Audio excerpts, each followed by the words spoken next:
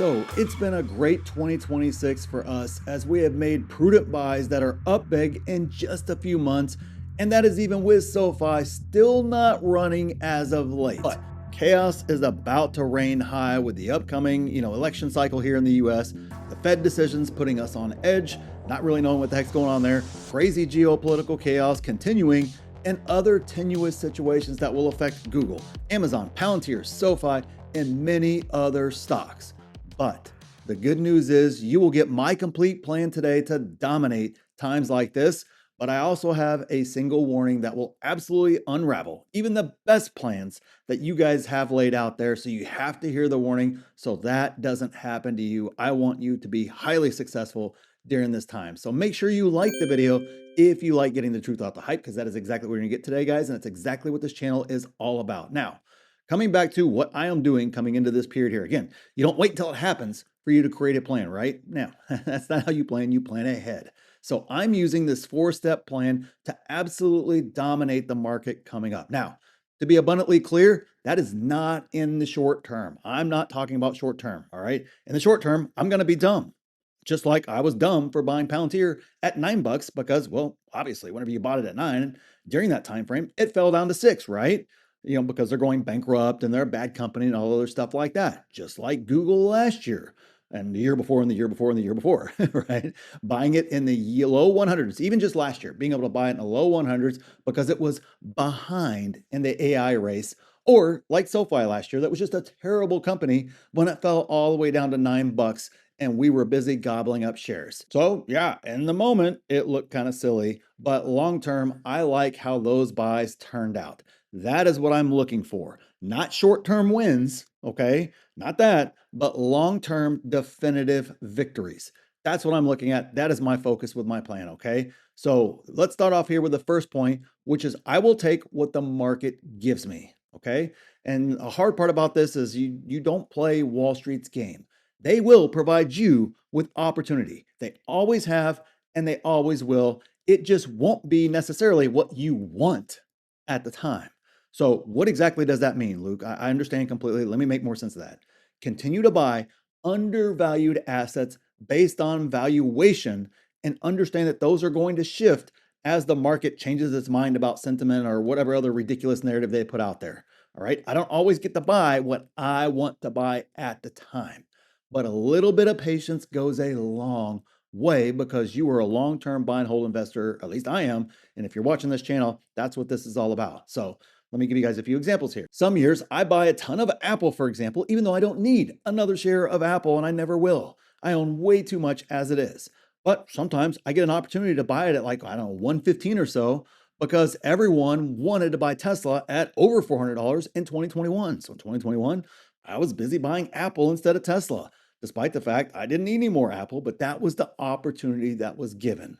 Patience allowed me to just buy what the market gave me, and then when the money flooded to Apple, right, as 2022 kind of unfolded and money was looking for safety and all that sort of stuff, and it kind of started running up off those bottoms, there was Tesla in the low 100s, which then I bought Tesla instead because that was the deal at the time, and I avoided buying Apple. So I essentially avoided buying, Tesla at the 400 and instead was buying at the 100.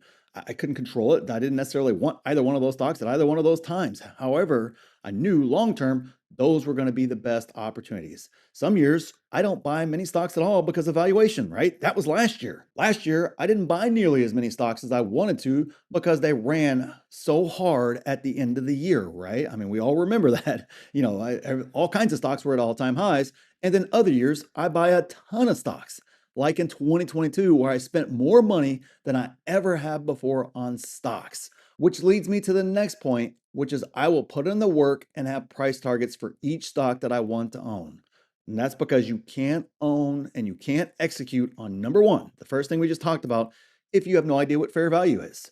You wouldn't know to not buy Tesla at 400 and instead buy Apple at 115. You wouldn't know that because you didn't have a valuation. So you have to know what fair value is. And if the market goes south, and you don't understand where that is, you're going to sell because you don't know what you own and you don't know the opportunity, or you're going to buy hype at the very top, right? The classic buy high, sell low.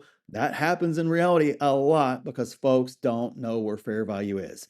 We all have to know that intimately for every single stock that we want to own. Yes, I have courses and coaching on exactly how to do evaluation and get real price targets. And I may have left something special in the pinned comment down there for those that want to learn it so you don't get burned. But you got to learn it in the end. All right. Google it, join another group, take a course on it and learn it. Doesn't matter to me. You don't have to join my group. I understand it's not right for everybody. But you have to learn it. And no, I'm sorry, there is no calculator or magic formula or magic tool that does it for you. You simply punch in the ticker and it just gives it to you. It's not how it works at all. You have to put in the proper work, and that is exactly what we teach. Now, looking at number 3, I'm going to continue to raise cash during slow times and look for ways to increase my income or reduce expenses, regardless of what time it is. I'm always looking to do that, okay? I bought like crazy in 2022, the whole year. All right. Just so basically burning down my cash pile that I had built up in 2021 because 2021, everything was way overvalued for the most part. Like I said, outside of Apple and a few other things, it was crazy overvalued time. So I stacked up cash. And then in 2022, of course, I spent all that cash and more. It's the most money I've ever spent ever in the stock market because that's just what the market gave me at the time. And then I stopped as stuff started to run and I stacked cash again. And of course, then I started to deploy it again until the end of the year when the market rallied once again. And it was the same exact thing happened last year. Buying a ton at the beginning of the year, like Google in the mid 100s, SoFi at 9, Amazon under 200, and not buying anything later that year when SoFi ran up to over $32, for example. Stacking yet more cash to deploy out this year as again, we got more chaos time and more deals on great stocks. This is how you ensure you have plenty of capital. Not waiting until we have a crisis moment to build up your cash, but doing it while everybody else is chasing the latest hot thing because they weren't prepared for the crash. So they're forced to chase because they didn't get in whenever the stuff was really, really cheap. Now they're chasing. And now all of a sudden they're buying high and then things duck down and then they don't have the cash available to then take advantage and lower their averages or start out their DCAs or whatever they're planning to do. I also found new business ventures. I cut even more out of my budget to maximize my investing, and I keep working on those continuously. So I'm not stuck saying, and I don't want you stuck saying, I wish I had more money to invest. We've all been there before, and it's a terrible feeling whenever you know you got a screaming deal, you know it's going to make a lot of money, but you just don't have the cash to do anything. Invest in yourself today, sacrifice today so you can invest in your future and enjoy a life you only dreamed of. And if you don't want to believe me, hey, that's all right. We have group members that have done it as well, starting at the same exact spot as you, and they lay out their entire journey, everything that's happened in order for them to get there. It is possible if you are willing to do the work. So moving on to number 4, and then we'll get to the warning here. Hang on just a second. But we got to do number 4, and that is I will ignore Wall Street, the media, YouTube, and simply stick to facts. I don't care about Michael Burry and any of his predictions. I don't care about economists. Michael Burry's guessed, 2 of the past 17 recessions, right? Or 2 of the past 17 crashes. Okay, great track records there. I don't care about economists either. Warren Buffett's famous for saying, if you got an economist on staff, you have one too many employees. I don't care about what traders are doing. I'm not trading, so it's completely irrelevant. I don't care about the latest hot stock. I don't care about any of that sort of stuff. In the end, they all end up wrong way more than they are right. And just some examples here. In 2021, buy stocks at all-time high valuations because to the moon was the narrative and what everybody was saying, including economists and everything else. It's going to continue. Guess what? Worst time to buy. 2022, don't buy. Economy and stocks are going to crater. We might have a depression. Inflation is going to keep getting worse. They can't stop it. Unemployment is going to go through the roof.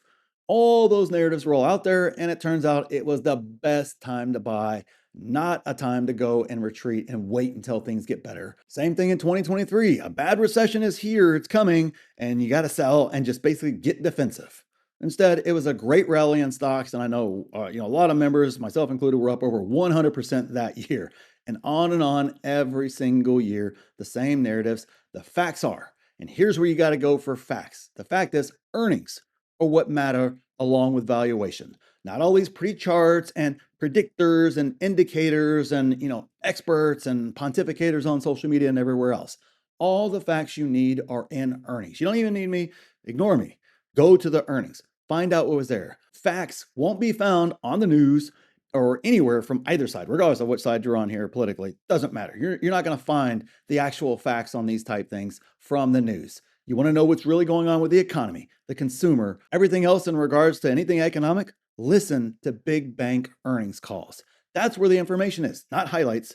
not news clips or headlines or YouTube videos about the bank earnings, the whole earnings call. That is where you find all the facts you need to know about that. And of course, for your companies, you want to know how they're doing, how they're going to navigate any sort of chaos period. It's in their earnings call. They talk about it, they address it. Again, don't get the highlights, go to the call.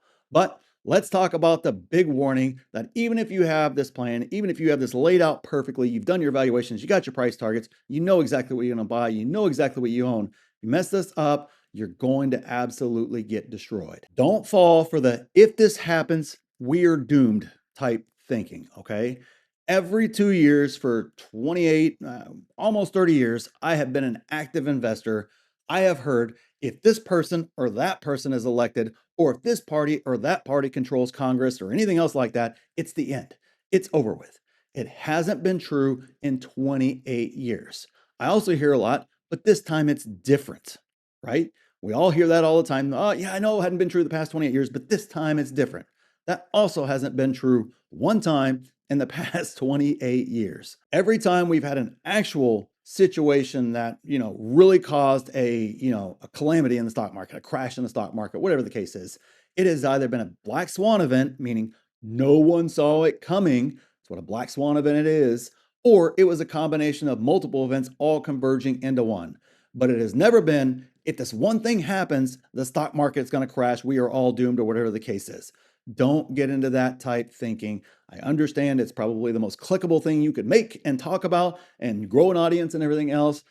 Absolutely useless to you and as an investor because it simply won't hold true regardless of what all happens during this time. So don't do that at all. And make sure you understand valuation. Make sure you're able to set price targets. You don't know how to do that? Like I said, I got something special for those of you guys down there in the pinned comment. Get your free Fiscal AI membership. I give that to you for free. Almost $1,000 value you get for free with an annual membership, in addition to the courses, in addition to the coaching, in addition to being able to ask me anytime, jump on our live streams, jump on our Q&As. We have so much going on in the group. Guys, check out the pinned comment, see if our membership's right for you. And click this video here if you want to see exactly what I'm buying in this market, and click here to see my exact plan for this market. So thanks for watching, and we'll see you in the next one.